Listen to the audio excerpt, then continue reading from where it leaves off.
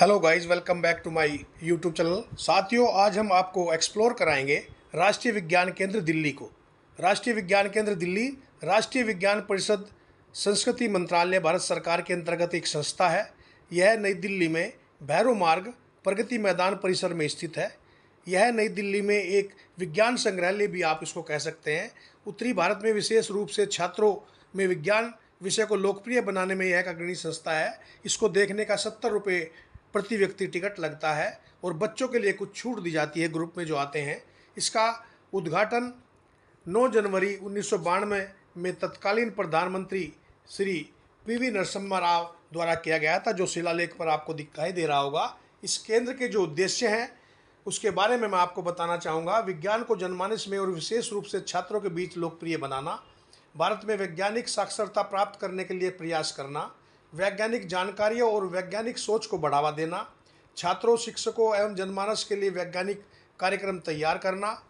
हम यहाँ पर इसके अंदर रिसेप्शन पर आ गए हैं और देश की विभिन्न एवं तकनीकी धरोहर को संरक्षित करना।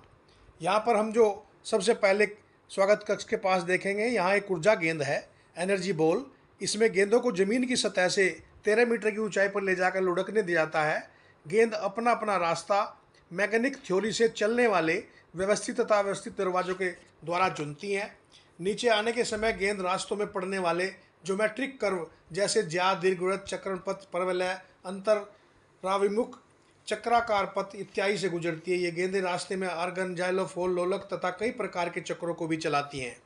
इसमें दिखाया गया है कि ऊर्जा का एक रूप से दूसरे रूप में रूपांतरण किस तरह किया जाता है। आओ आज हम इस जल दीर्घा को एक्सप्लोर करते हैं। जीवन का जल अमृत है। इस दीर्घा का विकास दिल्ली की तत्कालीन मुख्यमंत्री श्रीमती शीला दीक्षित के द्वारा वर्ष 2010 में किया गया था। इसको राष्ट्रीय विज्ञान केंद्र नई दिल्ली द्वारा तैयार किया गया। इसकी स्थापना दिल्ली जल बोर्ड तथा जापान अंतर्राष्ट्रीय सहयोग निकाय के वित्तीय सहयोग से की गई थी। जल प्रत्येक जगह है, लेकिन कुछ ही बूंद पीने योग्य हैं। यहाँ दिखाया गया है कि पृथ्वी पर कुल कितना जल है तथा भारत के कुल 303 मिलियन स्क्वायर किलोमीटर भूभाग में कितना पानी है। यहाँ पर यह भी दिखाया गया है कि जल के क्या क्या गुण हैं और हमारे मनुष्य के शरीर में किस किस अंग में कितना पानी होता है। तो मानव शरीर के हिस्से को दिखाया गया है, आप सामने देख रहे होंगे। जैसे कि दिमाग में 80 से 85%, दांतों में 8 से 10%, फेफड़ों में 75 से 80%, दिल में 70 से 80%, किडनी में 20 से 25%, लीवर में 70 से 75%, त्वचा में 70 से 75%, मांसपेशियों में 70 से 75%, हड्डियों में 20 से 25% जल का हिस्सा होता है। यहाँ पर इसको जन संरचना को हमारे शरीर के अंदर विस्तार से समझाया गया है। अब जो हम सामने देख रहे हैं, water the cradle of life, यह परिकल्पना की जाती है कि जीवन का प्रारंभ जल से ही हुआ है, इसलिए जल को जीवन का पालना कहा जाता है। इन्हें खगोल शास्त्र और विज्ञान में अनुसंधान का अनुभव ने कहा कि जल जीवन की आवश्यक प्रक्रिया को सुगम बनाने में सहायक तरल पदार्थ से कहीं अधिक हो सकता है। यह संभवतः वह सुरक्षात्मक पालना भी रहा होगा जिसमें जीवन की आधारशिला को पृथ्वी तक पहुँचाया है। यह जो आप सामने देख रहे हैं, यहाँ दिखाया गया है कि हम प्यासे हैं क्योंकि हम भूखे हैं। ऐसा माना गया है कि कुल उपलब्ध जल का लगभग 70% भाग खाने के सामान उत्पन्न करने में किया जाता है। जैसे कि एक सेव को उत्पन्न करने में 70 लीटर पानी लगता है, 1 किलो कोकोनट पैदा करने में 2500 लीटर पानी लगता है, 1 किलो गन्ना पैदा करने में 1500 लीटर पानी लगता है। यह दिखाया गया है। यह जल चक्र है, वाटर साइकिल। यहाँ पर आप देख सकते हैं कि वर्षा से समुद्र में जल और समुद्र से जल वाष्प बनकर बादल बन जाता है, जो कि वर्षा के रूप में फिर समुद्र में पहुंच जाता है। उसको दर्शाया गया है। शुद्ध जल का असमान वितरण मुख्य कारण एक समस्या बताया गया है। भारतवर्ष में जल की उपलब्धता नदियों पर किस प्रकार है वह भी यहाँ पर प्रदर्शित है। जैसे कि सिंधु नदी से 73.31 क्यूबिक किलोमीटर पर ईयर हमें जल मिलता है, क्यूबिक किलोमीटर लीटर पर मिनट, और गंगा नदी से 523.02, ब्रह्मपुत्री नदी से 585.0, गोदावरी नदी से 10.54, कृष्णा नदी से 78.12, नर्मदा नदी से 45.64। उसको यहाँ पर दर्शाया गया है कि भारतवर्ष में जल की उपलब्धता नदियों वार किस तरह से है उसको आप देखें। आने वाले बच्चों को, अपनी पीढ़ियों को समझाएं कि विज्ञान में हमारे भूभाग का किस तरह से भाल है। अब यहाँ पर दिखाया गया है कि जल की समाज में वितरण किस प्रकार है। जैसा कि 2025 तक विश्व की 2/3 जनसंख्या पानी की कमी से परेशान होगी। भारत में विश्व की 17% जनसंख्या रहती है, लेकिन केवल 4% शुद्ध जल ही यहाँ उपलब्ध है। विश्व की 4 बड़ी झील आज सूख चुकी हैं तथा जिसके कारण कैंसर जैसी बीमारियां फैल रही हैं। प्रत्येक 6 में से 1 व्यक्ति शुद्ध जल प्राप्त कर पा रहा है। मुंबई जैसे शहरों में शुद्ध जल की बहुत बड़ी समस्या है। दिल्ली जैसे महानगरों में पानी की विकराल समस्या देखी गई है।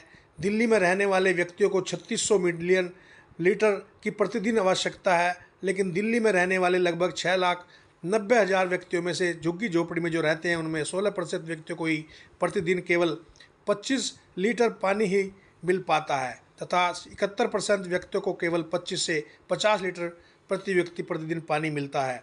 भारत के कुछ क्षेत्रों में जल स्तर 175 से 750 फीट तक नीचे जा चुका है।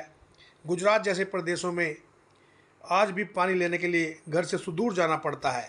उसका नज़ारा आप जो देख रहे हैं, ये दिल्ली जल बोर्ड का वाटर ट्रीटमेंट प्लांट यहाँ पर दिखाया गया है। दिल्ली में दिल्ली जल बोर्ड एक विशाल नेटवर्क के माध्यम से दिल्ली के सभी हिस्सों में उपचारित पानी वितरित करता है। सोनिया विहार जल ट्रीटमेंट प्लांट जो कि दिल्ली में भजनपुरा के पास स्थित है, वहाँ पर जल को पीने योग्य बनाकर दिल्ली में प्रवाहित किया जाता है। उसी का नज़ारा आप सामने यहाँ पर देख रहे होंगे। यह सोनिया विहार जल ट्रीटमेंट प्लांट का नज़ारा आप सामने देख पा रहे हैं, उसी को दर्शित किया गया है। यह जो आप देख रहे हैं, यह भूगर्भ के जल स्तर को बढ़ाने की विधि है, जिसके अंतर्गत वर्षा का जल बोरिंग करके पृथ्वी के अंदर भेजा जाता है। इसे रेन वाटर हार्वेस्टिंग कहते हैं। उसको यहाँ पर प्रदर्शित किया गया है। यहाँ पर जो दिखाया गया है, घर में जल का संरक्षण कैसे करें, जल रिसाव के लिए नल और पाइप का जांच करें, अपने शौचालय से हो रहे जल रिसाव की जांच करें, कपड़ों या बर्तन को बार बार न धोएं, एकत्रित चल करके धोएं, बर्तन एवं सब्जियां साफ करते समय जल को छुला ना छोड़ें, गाड़ी धोते समय कम से कम पानी का प्रयोग करें। उसका नज़ारा आपको सामने यहाँ दिखाई दे रहा होगा। यह जो अब आप सामने देखने जा रहे हैं, यह वही है कि जल को किस तरह से बचत की जाए, हाउ टू कंजर्व। अब जो आप देख रहे हैं, गंदा पानी घातक हो सकता है, उसी के स्वरूप को आप सामने देख रहे हो। वाटर बोर्न डिसीज़ कैसे पैदा होती हैं, कोलरा, क्रोनिक वोस्टिंग बीमारी, वोमिटिंग, डायरिया, बुखार, नज़ला, उनको यहाँ पर प्रदर्शित किया गया है। यहाँ पर आपको अपने बच्चों को लाना चाहिए और दिखाना चाहिए ताकि वो जल से होने वाली बीमारियों से बच सकें और समझ सकें कि शुद्ध और प्रदूषित जल में क्या अंतर होता है। ये देखिए आप, उसी का नज़ारा यहाँ पर दिखाई दे रहा है। भिन्न भिन्न बीमारियों को यहाँ पर दिखाया गया है जो जल से होती हैं और उनको कैसे रोका जा सकता है, उनका उपचार भी बताया गया है। यह जो आप सामने देख रहे हो, दे डिमोन्स इन वाटर, जल शैतान पानी में फैक्ट्री से कुछ रासायनिक संदूषक पहुँचते हैं, जैसे chemical spills, toxic water municipal treatment plant से जाता है, फर्टिलाइजर से, पेस्टिसाइड से, रेडियो न्यूक्लियस से, ऑर्गेनिक केमिकल्स और इनऑर्गेनिक केमिकल्स से जाता है। उसी को यहाँ पर प्रदर्शित किया गया है। हमें समझना चाहिए और समझाना चाहिए बच्चों को। इसमें एनुअल अवेलेबिलिटी पर पर्सन दिखाई गई है, जो कि 1947 में 6000 क्यूबिक मीटर प्रति व्यक्ति थी तथा जो घटकर 1997 में लगभग 2300 क्यूबिक मीटर प्रति व्यक्ति हो गई तथा वर्ष 2025 में लगभग 1000 क्यूबिक मीटर पहुंच जाएगी। इसका मतलब है प्रति व्यक्ति जल की उपलब्धता कम हो रही है, जो कि बहुत ही निराशाजनक है, जिसके उपचार हमें करने चाहिए, जिसके बारे में हमें सोचना चाहिए कि हमें भविष्य में क्या करना चाहिए और जल को बचाने के लिए क्या क्या उपयोग किए जाने चाहिए। यह जो आप सामने देख रहे हैं, यह जादुई नल है। नल में पानी कहाँ से आता है, जादू नहीं है। यदि आपका दृष्टिकोण वैज्ञानिक है तो आप इसे जानने के लिए उत्सुक हो जाएंगे। आप जांच करेंगे, आप परिकल्पना धारण करेंगे और परिकल्पना की जांच करेंगे। ये देखिए, आप आशा करता हूँ कि मेरा जो वीडियो आपको अच्छा लगा होगा तो मेरे चैनल को लाइक शेयर और सब्सक्राइब करें।